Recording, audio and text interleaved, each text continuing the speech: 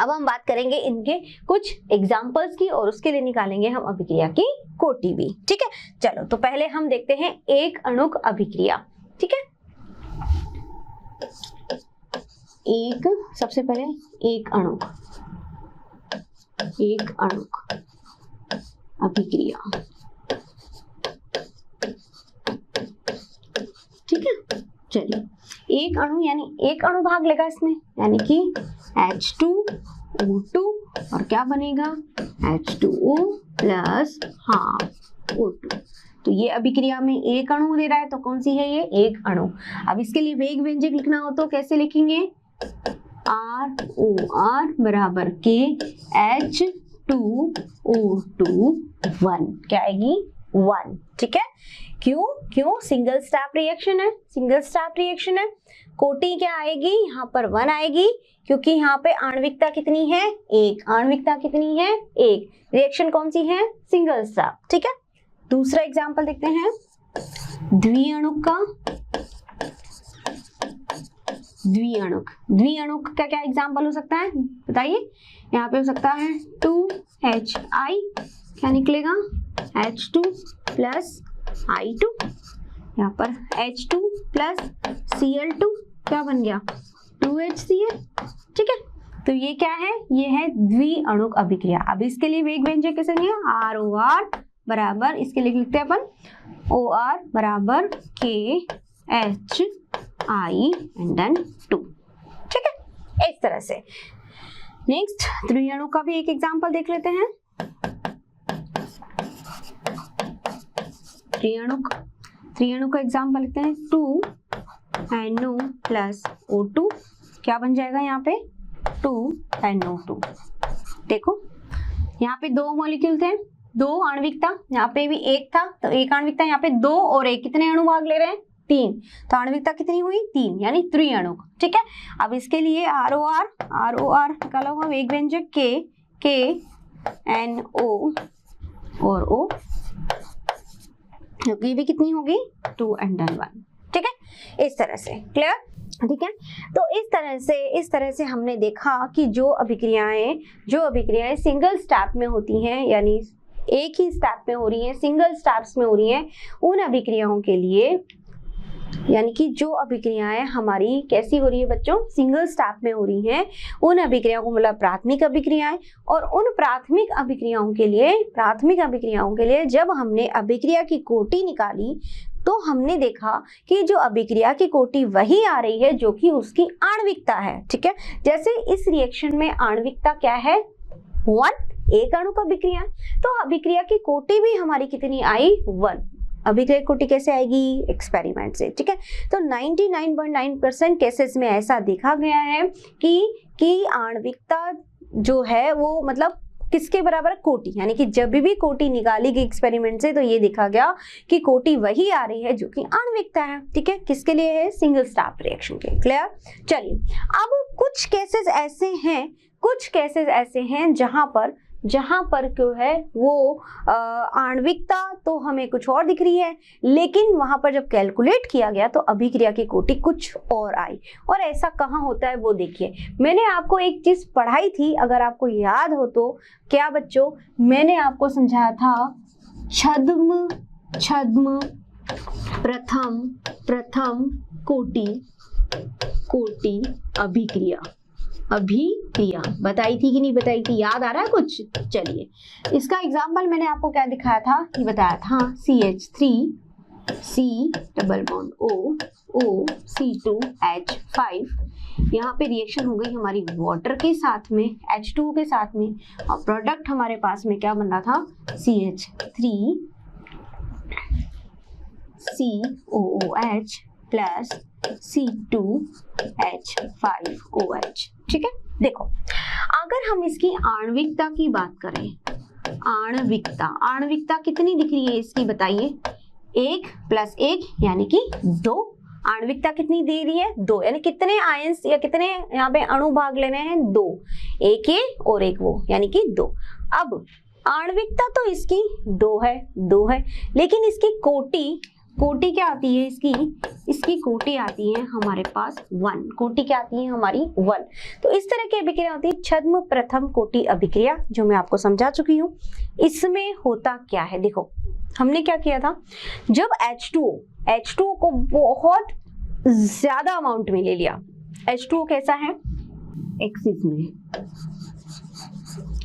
में, यानी कि बहुत ज्यादा है ना, ज्यादा है।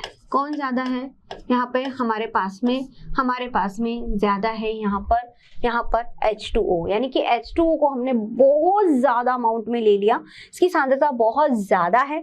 तो अभिक्रिया का वेग किससे प्रभावित होगा, इससे प्रभावित होगा। क्यों, उसका रीजन है, देखो ये तो कम अमाउंट में है हमारे पास में और वो ज्यादा अमाउंट में। जब हमने अभिक्रिया करवाई तो ये तो पूरा का पूरा बदल गया है ना, ये तो पूरा का पूरा बदल गया, लेकिन H2O पर कोई भी फर्क नहीं पड़ा कि बहुत ज्यादा अमाउंट में, बहुत ज्यादा एक्सेस अमाउंट में इसकी सांद्रता है, बहुत कम मात्रा में जितना चाहिए था ले लिया। ठीक है भाई, पूरा समुद्र होता है पानी का, उसमें से एक लोटा जल ले लो तो उसमें क्या कमी आ जाएगी, नहीं आएगी ना, समझ रहे हो। तो वही चीज यहाँ पर है कि सेम थिंग H2 हम बहुत ज्यादा अमाउंट में, तो इसको जो यूज हुआ है यहाँ वो बहुत कम मात्रा में यूज हुआ है, तो वहां पर अभिक्रिया का वेग जो है वो इससे प्रभावित नहीं होगा। किससे होगा, इससे होगा, यानी इसकी सांद्रता से अभिक्रिया का वेग प्रभावित होगा, ना कि H2O से। ठीक है, तो यहाँ पे इस तरह की अभिक्रिया को हमने बोला था क्या, छद्म प्रथम कोटि अभिक्रिया। कौन सी अभिक्रिया, छद्म प्रथम कोटि अभिक्रिया। यानी कि दिखता तो है ऐसा कि यार ये प्रथम कोटि होनी चाहिए कि नहीं, लेकिन जब कैलकुलेट किया जाता है तो हमें मिलता है कोटि इसकी 1। तो देखो आणविकता तो इसमें आ रही थी 2, आणविकता तो आ रही 2 और कोटि आ रही है 1। तो इस तरह की अभिक्रियाएं होती हैं हमारी छद्म प्रथम कोटि अभिक्रियाएं, और इन अभिक्रियाओं के लिए आणविकता अलग है और कोटि अलग है। देखो अब तक तो हम क्या पढ़ रहे थे, हम पढ़ रहे थे भी जो आणविकता है वही कोटि है सिंगल स्टेप रिएक्शन के लिए, लेकिन यहाँ तो हमने कुछ और ही चीज देखी, क्योंकि मैंने आपको क्या बताया कि ज्यादातर केसेस में 99% केसेस में तो क्या होगा कि जो हम कोटि कैलकुलेट करेंगे वो आणविकता के बराबर होगी, लेकिन कुछ केसेस ऐसे हैं जहां पर कि ऐसा नहीं होता है, जो कि छद्म प्रथम कोटि अभिक्रिया है, इसमें जो आणविकता आ रही है और कोटि आ रही है वो अलग अलग आ रही है। इस तरह से एक एग्जाम्पल और ले सकते हैं हम, एक उदाहरण और है इसका, एक उदाहरण और है, वो है शर्करा का प्रतिपन, जो कि आप ऑर्गेनिक में पढ़ेंगे बाद में। ठीक है, ये भी इसी का एग्जाम्पल है ऑर्गेनिक प्रथम कोटि अभिक्रिया का, यानी इसमें भी आणविकता और कोटि जो होगी वो अलग अलग होगी। ठीक है बच्चों, तो डिपेंड्स ऑन कि आप कितनी कंसंट्रेशन ले रहे हो, यानी हमने H2 की कंसंट्रेशन ज्यादा ली है, H2 जो है यहाँ पे ज्यादा है, दैट्स वाई यहाँ पे क्या हो गया, यहाँ पे हमारे पास में जो कोटि है वो 1 है, क्योंकि अभिक्रिया का वेग निर्भर कर रहा है सिर्फ और सिर्फ एस्टर की सांद्रता पर, H2O पर निर्भर नहीं कर रहा है। ठीक है, क्योंकि बहुत ज्यादा अमाउंट में है, बहुत थोड़ा सा H2O इसने काम में लिया है, लेकिन ये तो पूरा का पूरा चेंज हो गया और इस पर कोई भी प्रभाव नहीं पड़ा है। ठीक है, आगे मेरी बात समझ में। तो ये बच्चों थी हमारी पूरी कहानी, हमारी पूरी स्टोरी, किसको लेकर के, आणविकता को लेकर के। आज हमारा ये आणविकता का टॉपिक जो है वो कंप्लीट हो गया है। ठीक है, यानी कि हमने क्या देखा, हमने पढ़ा मॉलिक्यूलरिटी को, आणविकता को, हमने देखा दो तरह की अभिक्रियाएं होती हैं, प्राथमिक और जटिल। जब प्राथमिक अभिक्रियाएं जो सिंगल स्टेप में होती हैं उन्हीं के लिए हम आणविकता को डिस्कस करते हैं, और आणविकता का मीनिंग क्या हुआ, जितने number of ions, number of molecules, number of atoms जो पार्टिसिपेट करते हैं रिएक्शन में, these are known as molecularity, यानी उन्हीं को क्या कहलाता है, कहा जाता है आणविकता। क्लियर? चलिए अब हम पढ़ेंगे हमारा एक बहुत ही छोटा सा टॉपिक इसमें रह जाता है, जो मैंने आपको अभी भी बताया था, संघट्य यानी कि टक्कर के बारे में। ठीक है, अब ये टक्कर क्या चीज है भैया, क्या रोड पे होने वाली टक्कर है? नहीं, यहाँ पे टक्कर होगी किसके बीच, यहाँ पे टक्कर होगी अभिक्रियाओं में, यानी कि मॉलिक्यूल्स के बीच, आयंस के बीच में। ये क्या टक्कर करके और बनाएंगे वो हम पढ़ेंगे।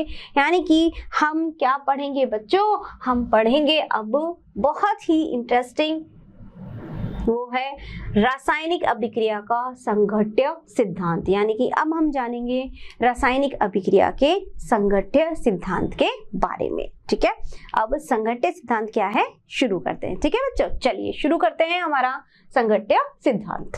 तो संघट्य सिद्धांत है क्या? देखिए, कोई भी अभिक्रिया होती है, ठीक है, अभिक्रिया में कौन भाग लेता है? अभिकारक, और क्या बनाते हैं? उत्पाद। ठीक है, यानी कि ये अभिक्रिया होती है A प्लस B, ये अभिकारक है और क्या बन रहा है? उत्पाद बन रहा है। ये क्या है? अभिकारक, अभिकारक। ठीक है, और इनसे बच्चों क्या बन रहा है? हमारा उत्पाद बन रहा है। क्या बन रहा है? उत्पाद या प्रोडक्ट बन रहा है। ठीक है, अब देखो, अब इनमें ऐसा क्या है जिसकी वजह से एक प्रोडक्ट या उत्पाद जो है बन रहा है? तो बच्चों यहाँ पे क्या होती है? यहाँ पे होती है टक्कर। क्या होती है? टक्कर। ठीक है, अब टक्कर में क्या होता है? यहाँ पे जब टक्कर होती है किसके बीच में? अभिकारक के अणुओं के मध्य, अभिकारक के अणुओं के मध्य। तो यहाँ पे जो ये संघट्यवाद का सिद्धांत है विलियम लुईस ने बताया, है ना।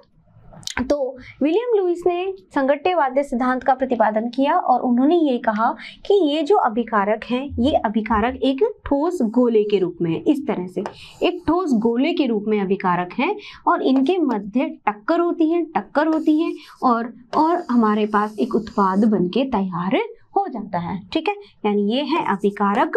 अभिकारक को किस रूप में माना? एक ठोस गोले के रूप में माना और इनके मध्य क्या हुआ? टक्कर हुई, है ना। ये टक्कर क्या कहलाती है? ये कहलाता है संघट्य। ठीक है, तो ये संघट्य या मतलब टक्कर क्या हुआ? जो अभिकारक है, अभिकारक को कैसे माना? एक ठोस गोले के रूप में माना है।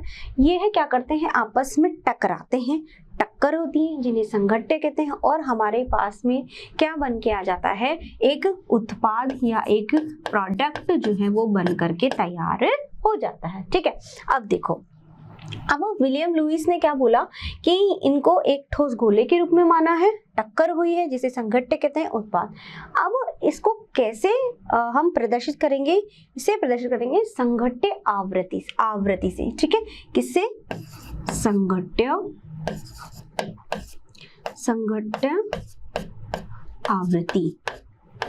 संघट्य आवृत्ति क्या होती है? संघट्य आवृत्ति का मतलब होता है प्रति इकाई या एकांक आयतन में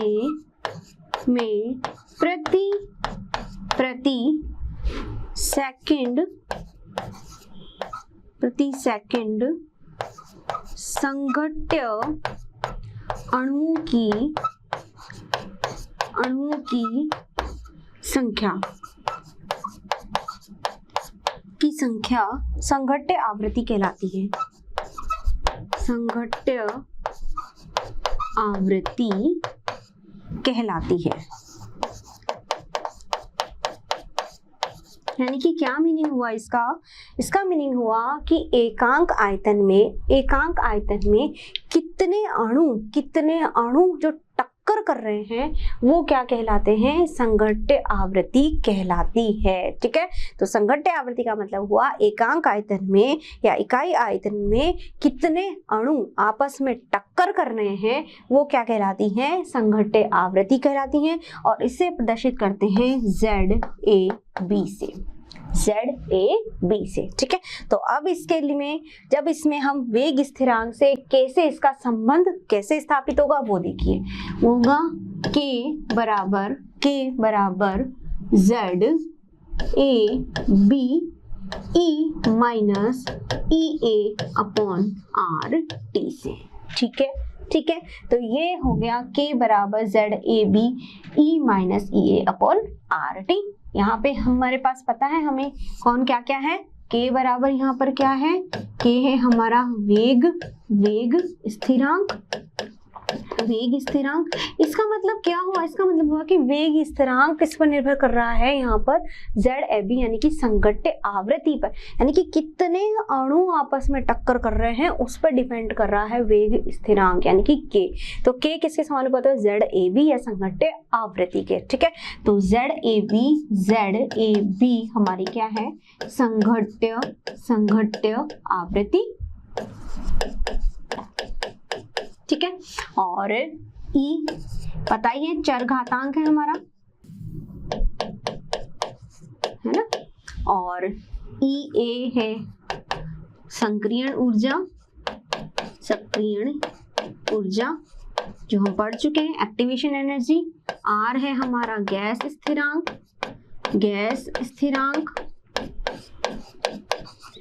और T है हमारा यहाँ पे ताप, ठीक है।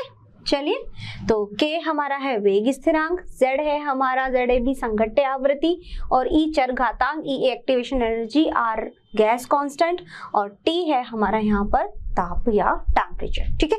अब देखिए, अब यह जो लागू हो रहा है यह किसके लिए हो रहा है, सिर्फ और प्राथमिक अभिक्रियाओं के लिए, किसके लिए, प्राथमिक।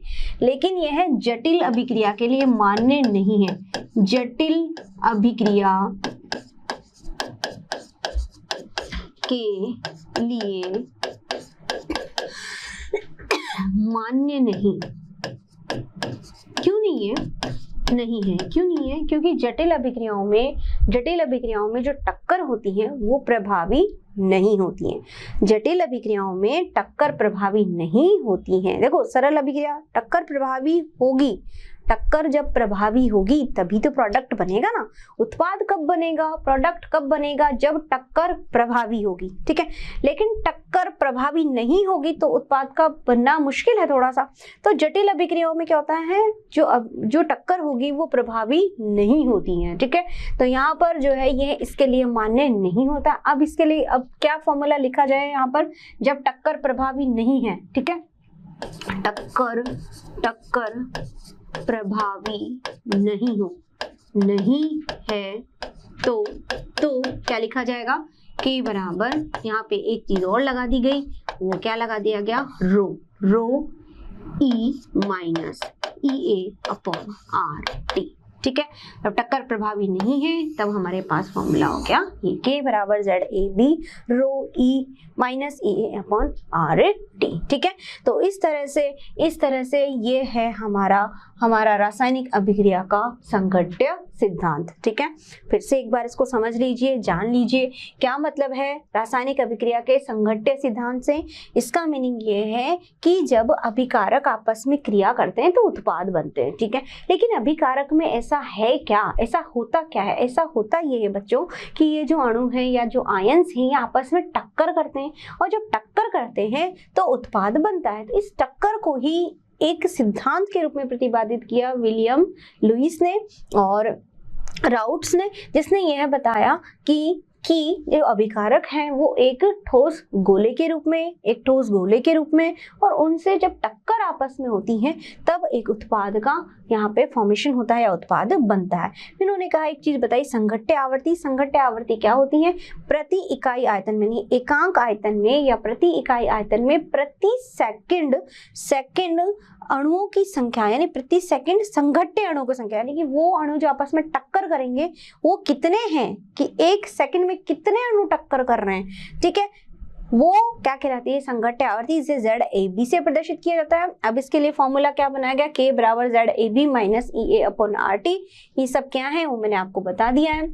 जटिल अभिक्रिया के लिए मान्य नहीं होगा, क्यों नहीं होगा, कि जटिल अभिक्रिया के लिए वहां पर टक्कर जो है वो प्रभावी नहीं होती है, क्योंकि टक्कर प्रभावी होगी तो प्रोडक्ट बनेगा, है ना। तो टक्कर प्रभावी होने के लिए क्या सिचुएशंस बनानी पड़ती है इस तरह की, जैसे कि SN2 अभिक्रियाओं में क्या होता है कि पहले कार्बोकेटाइन बनेगा ना, उसके बाद में कोई न्यूक्लियोफाइल आकर के अटैक करेगा, ठीक है। तो टक्कर क्या होनी चाहिए, प्रभावी, सामने से आएगा सामने से आएगा तो वो नहीं जुड़ेगा, अटैक कब करेगा, वो बैक साइड से करेगा, पीछे से करेगा, तब वो जा करके प्रोडक्ट बना पाएगा। तो इस तरह से जो अभिक्रिया है वो कैसी होनी चाहिए, प्रभावी होनी चाहिए, इफेक्टिव होनी चाहिए, यानी कि अभिक्रिया प्रभावी कब होगी, जब वो टक्कर प्रभावी होगी, है ना। तो टक्कर प्रभावी होगी तो हमारे पास में प्रोडक्ट बनेगा। तब उसके लिए यहाँ पर फॉर्मूले में क्या ऐड कर दिया गया, रो, क्या ऐड कर दिया गया, रो, और फिर ये फॉर्मूला बनाया गया। ठीक है, तो ये था हमारा रासायनिक अभिक्रिया का संघट्य सिद्धांत। ठीक है बच्चों, चलिए तो बच्चों ये बातें थी हमारे आज के लेक्चर की, और इसी के लेक्चर के साथ आज हमारा चैप्टर जो है ये कंप्लीट हो गया है, फिनिश हो गया। यानी कि देखो आज हमने रासायनिक बल गतिकी कंप्लीट कर लिया, मजा आ गया ना। यानी कि हमारा ये चैप्टर आज पूरा फिनिश हो चुका है। इसमें हमने बहुत सारी चीजें पढ़ ली। क्या पढ़ा बच्चों, हमने इसमें पढ़ा अभिक्रिया का वेग क्या होता है, उसको प्रभावित करने वाले कारक हमने देखे, हमने देखा वेग नियम या दर नियम कैसे निकालते हैं, उसको कैसे कैलकुलेट करते हैं, फिर हमने कोटि के बारे में समझा, शून्य कोटि, प्रथम कोटि, द्वितीय कोटि, ये सब हमने देखी।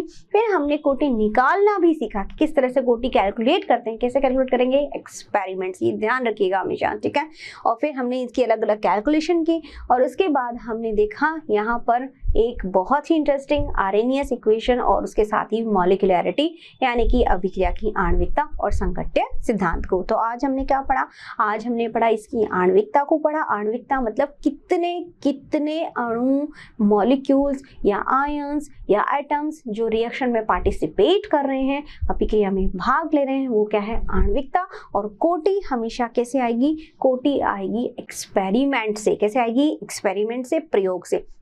एक्सपेरिमेंट से, प्रयोग से हमने क्या देखा, कोटि निकालना। तो जहां पर अभिक्रियाएं प्राथमिक प्रकार की हैं यानी कि सिंगल स्टेप्स रिएक्शन है, उन सिंगल स्टेप्स रिएक्शंस के लिए हमने देखा कि जो अभिक्रिया की कोटि आ रही है वो तो वही आ रही है जो आणविकता है, लेकिन कोटि कैसे आएगी, एक्सपेरिमेंट से। ठीक है, क्लियर। और फिर हमने देखा जटिल अभिक्रियाओं को तो आपको भूल ही जाना है, क्योंकि जटिल अभिक्रियाओं के लिए आणविकता यहाँ पे परिभाषित नहीं की गई है। परिभाषित किसके लिए हुई है, सिर्फ सिंगल स्टेप्स के लिए। तो एक से ज्यादा स्टेप्स में होगी वो होंगी हमारी जटिल अभिक्रिया, और वहां हम आणविकता की बात नहीं करते हैं। ठीक है, अब इस तरह से हमने अभिक्रिया कोटि आणविकता में संबंध निकाला। अब जब रिएक्शंस हो रही हैं तो उसका मेन रीजन क्या है कि उनमें टक्कर हो रही है। टक्कर कैसी होनी चाहिए, प्रभावी टक्कर होनी चाहिए, और उसके लिए हमने जो है वो फॉर्मूला भी निकाला और आपको बताया। ठीक है बच्चों, तो ये बातें थी हमारे आज के लेक्चर की, हमारे पूरे चैप्टर की, और हमारा रासायनिक बल गतिकी आज कंप्लीट हो गया है। ठीक है बच्चों, अब मैं आशा करती हूँ आपको ये चैप्टर बहुत अच्छे से समझ में आया होगा। बच्चों अच्छे से पढ़ाई कीजिएगा, मन लगा के समझिएगा इसको, और मेरे साथ बने रहिएगा। ठीक है बच्चों, और फिर भी आपको इससे रिलेटेड हर जो भी क्वेश्चंस हैं और जो भी आपके डाउट्स हैं वो सारे कब क्लियर होंगे, जब आप क्या डाउनलोड करेंगे, मोशन लर्निंग ऐप। ठीक है, तो आपको वहाँ से इसकी DPP, इसके क्वेश्चंस जो भी होंगे आपको मिल जाएगा, यहाँ वहाँ सब अवेलेबल है। तो आशा करती हूँ आपको बहुत मजा आया होगा मेरे साथ में, और आपने बहुत एंजॉय भी किया होगा। ठीक है बच्चों, तो have a nice day everyone, enjoy कीजिए, अच्छे से पढ़ाई कीजिए। ठीक है, आज के लिए इतना ही, धन्यवाद।